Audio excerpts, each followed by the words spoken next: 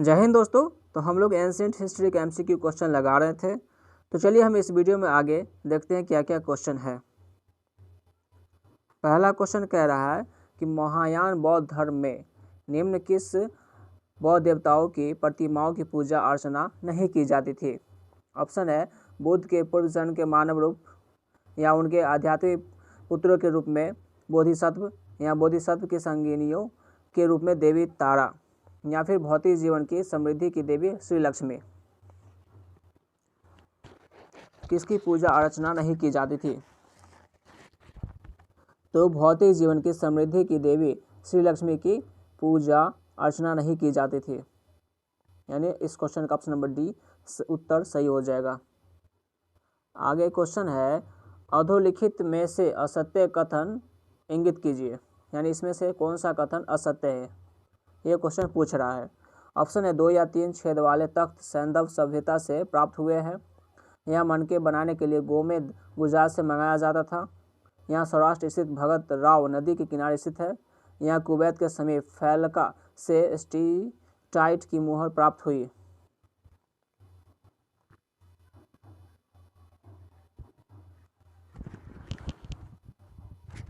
तो इसमें से असत्य कथन हो जाएगा सौराष्ट्र स्थित भगत राव नदी किनारे स्थित है, ये गलत है।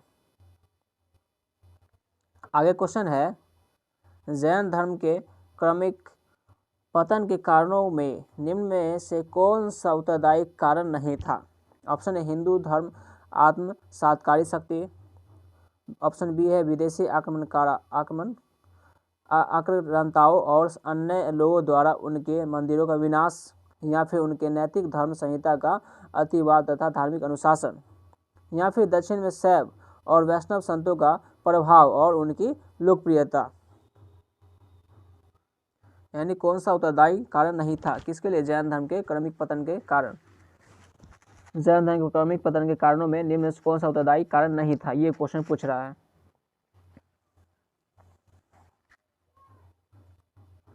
तो इस क्वेश्चन का उत्तर हो जाएगा उनके नैतिक धर्म संहिता का अतिवाद तथा धार्मिक अनुशासन, ये उसका कारण नहीं था।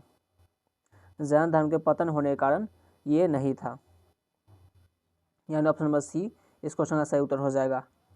आगे क्वेश्चन है अधोलिखित ग्रंथों में से किसमें गुप्तकालीन प्रशासन एवं नीतियों का उल्लेख होता है।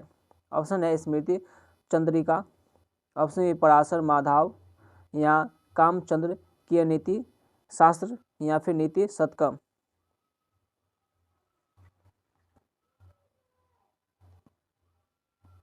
तो इसका उत्तर हो जाएगा कामंद की नीति शास्त्र। कामंद की नीति शास्त्र। आगे क्वेश्चन है ह्वेनसांग के विवरणों में निम्नलिखित में से किसका उल्लेख नहीं मिलता। कान्यकुब्ज का, नालंदा का, या प्रयाग का, या फिर इनमें से कोई नहीं।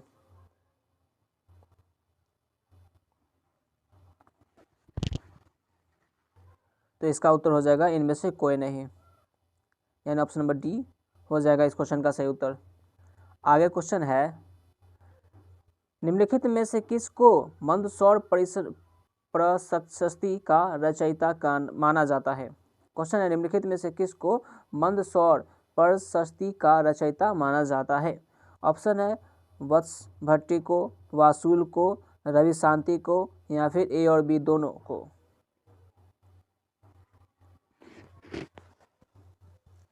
तो ए और बी दोनों हो जाएगा, यानी वत्स भट्टी भी हो जाएगा और वासुल भी हो जाएगा। यानी ऑप्शन नंबर डी हमारा सही उत्तर हो जाएगा। आगे चलते हैं। आगे क्वेश्चन है राजेश्वर के निम्नलिखित ग्रंथों में से भारत की भौगोलिक स्थिति का विस्तार पूर्वक वर्णन प्राप्त होता है। ऑप्शन है काव्य मीमांसा में, या कर्पूरी मंजरी में, या दोनों में, या इनमें से कोई नहीं। तो इसका उत्तर हो जाएगा काव्य मीमांसा से हमें प्राप्त होता है। ऑप्शन नंबर ए इस क्वेश्चन का सही उत्तर हो जाएगा। आगे क्वेश्चन है अर्थशास्त्र में प्रयुक्त परिमितार्थ एवं शासनहर शब्दों का आशय निम्नलिखित में से किससे है। ऑप्शन है संदेश वाहकों से, गुप्तचरों से, राजदूतों से या न्यायाधीशों से?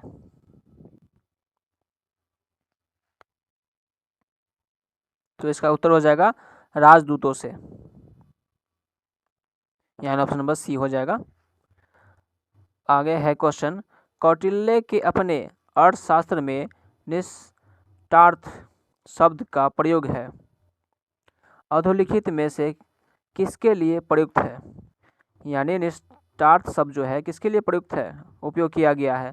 गुप्तचरों के लिए, न्यायाधीशों के लिए, आमात्यों के लिए या संदेशवाहकों के लिए?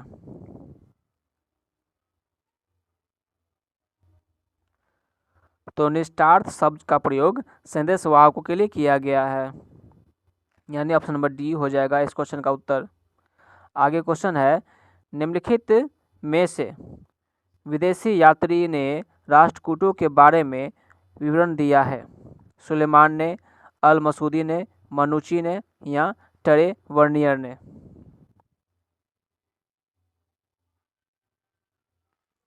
तो राष्ट्रकूटों के बारे में विवरण दिया गया है अल मसूदी के द्वारा। किसके द्वारा? अल मसूदी के द्वारा।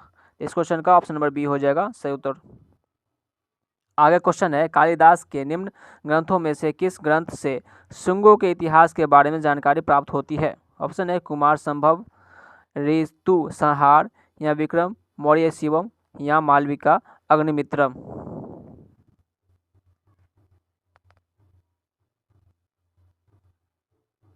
क्वेश्चन है, कालिदास के निम्न ग्रंथों में से किस ग्रंथ से शुंगों के इतिहास के बारे में जानकारी हमें प्राप्त होती है? इसमें से कौन सा ग्रंथ है जिसमें वो शुंगों के इतिहास के बारे में हमें पता चलती है? तो ये चलती है मालविका अग्निमित्रम।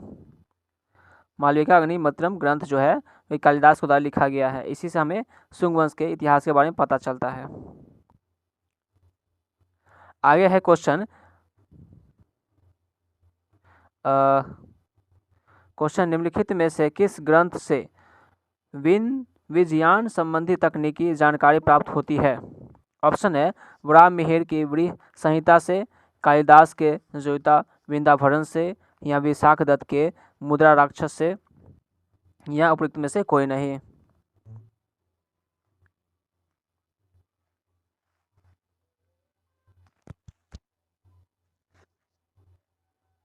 तो इसका उत्तर हो जाएगा वराहमिहिर की व्रीहि संहिता से। क्या हो जाएगा? वराहमिहिर की व्रीहि संहिता से। आगे क्वेश्चन है, निम्नलिखित में से किस अभिलेख से यह जानकारी प्राप्त होती है कि प्रथम दारा प्रथम ने सिंधु घाटी पर अधिकार कर लिया था? ऑप्शन है पारसी पोलिस के बेहिस्तून अभिलेख द्वारा या फिर बोगजकोई अभिलेख द्वारा या रुद्रदामन के गिरनार अभिलेख द्वारा या उपयुक्त में से कोई नहीं?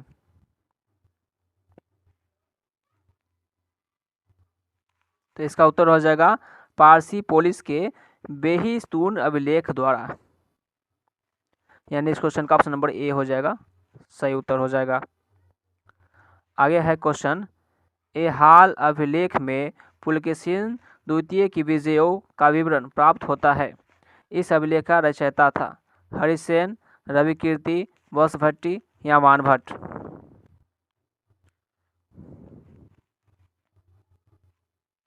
तो इसका रचयिता है रविकीर्ति। कौन है? रविकीर्ति है।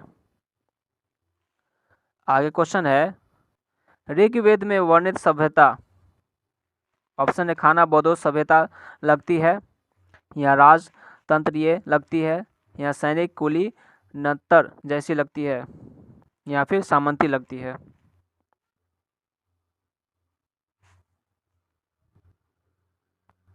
तो ऋग्वेद में वर्णित सभ्यता जो थी वो सैनिक कुली नत्र जैसी लगती है। सैनिक कुली नत्र जैसी लगती है। आगे क्वेश्चन है, ऋग्वेद काल में आर्य लोगों का मुख्य व्यवसाय क्या था? खेती करना था, पशुपालन था या शिकार करना था या फिर यायावृत्ति थी?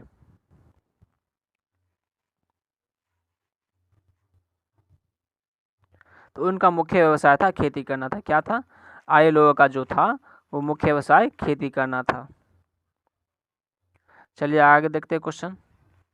आगे क्वेश्चन है कि वैदिक काल में बहुविवाह का प्रथा थी, केवल निर्धन वर्ग में, केवल राजवंशों में, केवल अभिजात कुलीनों में या केवल शूद्रों में। तो ये थी केवल राजवंशों में थी, यानी बहुविवाह की प्रथा वैदिक काल में केवल राजवंशों में थी। आगे क्वेश्चन है शतपथ ब्राह्मण 4 वेदों में से किसी एक का भाग है, कहा जाता है कि यह।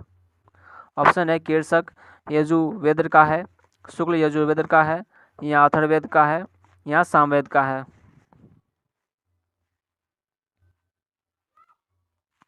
तो ये जो है ये शुक्ल यजुर्वेद का है। किसका है? शुक्ल यजुर्वेद का है। आगे क्वेश्चन है वैदिक काल में जाति व्यवस्था तो अवश्य थी, किंतु यह व्यवस्था कर्म पर आधारित थी, जन्म पर आधारित थी, या आचरण पर आधारित थी, या जन्म और कर्म दोनों पर आधारित थी। क्वेश्चन है वैदिक काल में जाति व्यवस्था तो अवश्य थी, किंतु यह व्यवस्था किस पर आधारित थी? तो ये व्यवस्था जो थी जन्म और कर्म दोनों पर आधारित थी। आगे क्वेश्चन है वैदिक काल की सभ्यता तथा संस्कृति का मुख्य स्रोत प्राचीन खंडहर व भग्नावशेष, या फिर ऋग्वेद है, या अथर्ववेद है, या संहिता तथा ब्राह्मण ग्रंथ है। वैदिक काल की सभ्यता तथा संस्कृति का मुख्य स्रोत क्या है? ये क्वेश्चन हमें पूछ रहा है।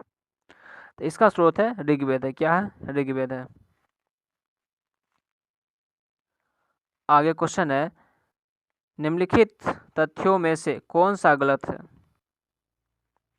आर्य वस्तुत की प्रकृति पूजक थे, या आर्य प्राकृतिक शक्तियों की दया और कृपा की आकांक्षा थी, या आर्य एकेश्वरवादी थे, या आर्यों के जीवन में सदाचार की बड़ी महत्ता थी।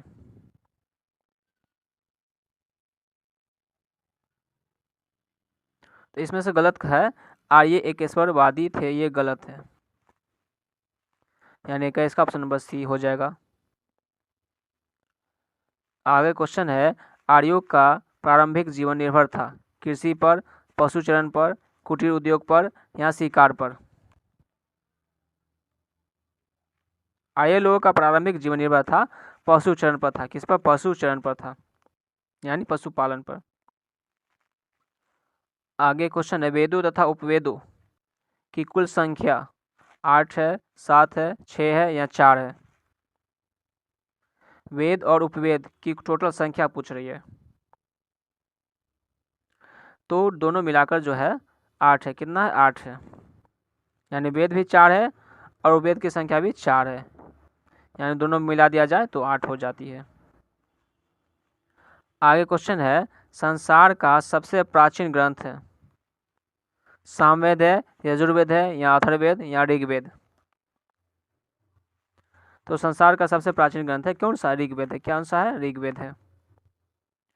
आगे क्वेश्चन है मुक्त रूप से पहले 3 वेद ही माने गए थे।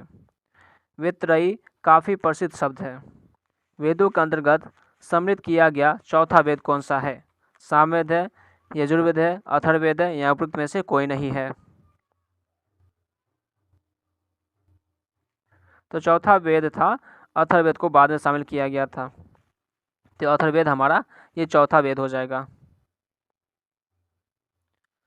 दोस्तों इस वीडियो में इतना ही है, फिर मिलते हैं अगले वीडियो में। अगर आपने चैनल को सब्सक्राइब नहीं किया तो पहले चैनल को सब्सक्राइब कर लीजिए, और लाइक नहीं किया वीडियो को तो लाइक कर दीजिए। और हाँ, इस वीडियो को जो है अपने दोस्तों के साथ शेयर कर दीजिए ताकि उन्हें भी इस क्वेश्चन का फ़ायदा मिल सके। मिलते हैं अगले वीडियो में।